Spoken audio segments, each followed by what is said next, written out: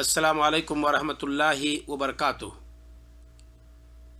इन्नल हम्दलिल्लाह वस्सलातु वस्सलामु अला रसूलिल्लाह व आलिहि व सहबिहि व मन वाला। अम्मा आयशा सिद्दीक़ा रज़ियल्लाहु ताला अन्हा, जिनका इंतकाल 58 या 59 हिजरी में हुआ है। हाफिज ज़हबी रहमुल्लाह ने 56 जिक्र की है, लेकिन इसको आमतौर पर लोगों ने सही नहीं करार दिया है। अम्मा आयशा सिद्दीक़ा रज़ियल्लाहु ताला अन्हा कहती हैं, काना रसूलुल्लाह सल्लल्लाहु अलैहि वसल्लम यज्तहिदु फिल अशरिल अवाखिर मा ला यज्तहिदु फी गैरिही। रसूल सल्लल्लाहु अलैहि वसल्लम रमज़ान के आखिर अशरा में जिस कदर कोशिश करते थे इबादत में, दीगर अय्याम में नहीं करते थे।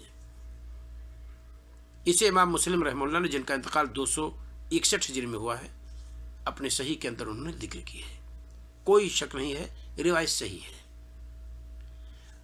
इस रिवायत से मैं कहना क्या चाहता हूं, बहुत अहम बात है, जरा गौर करें।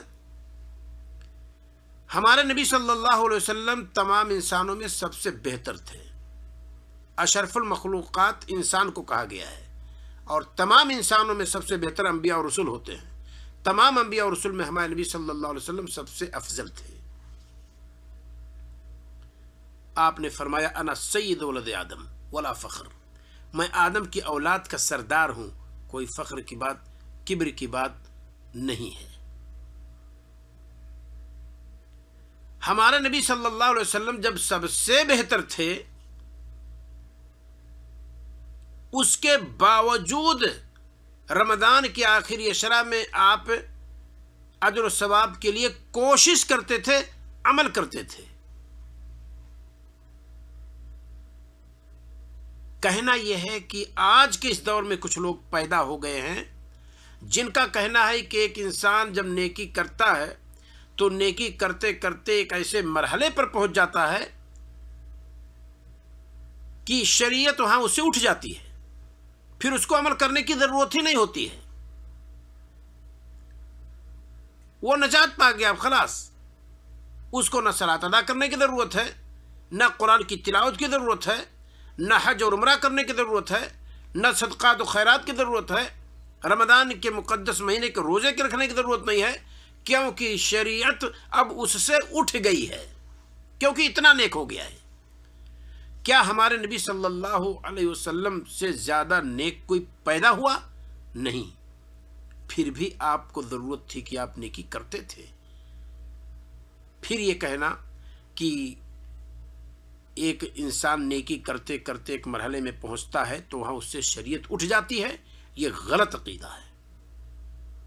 किताब और सुन्नत को बालाए ताक रख देना है, और जानबूझ करके अगर कोई शख्स ऐसी बात कहता है तो ये कुफ्र है। नवाक़िद इस्लाम में इसको शुमार किया है उलमा ने, और मिसाल दी है कि अगर कोई ये अकीदा रखता है कि एक इंसान बुजुर्ग हो जाए, नेक हो जाए, तो उससे शरीयत उठ जाती है, जैसे मूसा अलैहिस्सलाम की शरीयत खिद्र अलैहिस्सलाम से उठ गई थी। गलत है, क्योंकि हमारे नबी सल्लल्लाहु अलैहि वसल्लम पूरी दुनिया के लिए नबी और रसूल हैं। आपसे पहले जो अंबिया और रसूल आया करते थे, किसी खास कौम के लिए हुआ करते थे। तो अव्वलन तो ये हमें और आपको साबित करना होगा कि क्या मूसा अलैहिस्सलाम खिद्र अलैहिस्सलाम के नबी रसूल थे कि नहीं थे? कि आप मिस्र के अंदर बनु इसराइल के आप नबी थे, उनके अंदर रसूल बना करके आप भेजे गए थे। अब अगर खिद्र अलैहिस्सलाम की कौम में या खिद्र अलैहिस्सलाम के पास मूसा अलैहिस्सलाम रसूल बन करके नहीं आए थे, तो खिद्र अलैहिस्सलाम के लिए कोई ज़रूरत नहीं थी कि वो मूसा अलैहिस्सलाम की इत्तिबा करें। तो अव्वलन तो ये साबित करना होगा। और दूसरी बात, खिद्र अलैहिस्सलाम को अल्लाह ताला ने कुछ ऐसी चीज़ें दे रखी थी, अल्लाह रब्बुल आलमीन ने उनको कुछ इल्म दिया था जिसका इल्म खिद्र अलैहिस्सलाम को था, मूसा अलैहिस्सलाम को नहीं था। और सूरह कहफ अगर आप पढ़ेंगे, जहाँ वाक़या मौजूद है, बहुत सारी चीज़ें ऐसी जाहिर हुई। एक वाक़े को, एक मसले को मूसा अलैहिस्सलाम ظاہر سے دیکھ رہے تھے جو علم اللہ تعالیٰ نے ان کو دے رکھا تھا، اسی چیز کو خضر علیہ السلام اللہ تعالیٰ کے حکم سے کر رہے تھے جس کو موسیٰ علیہ السلام نہیں سمجھ پا رہے تھے۔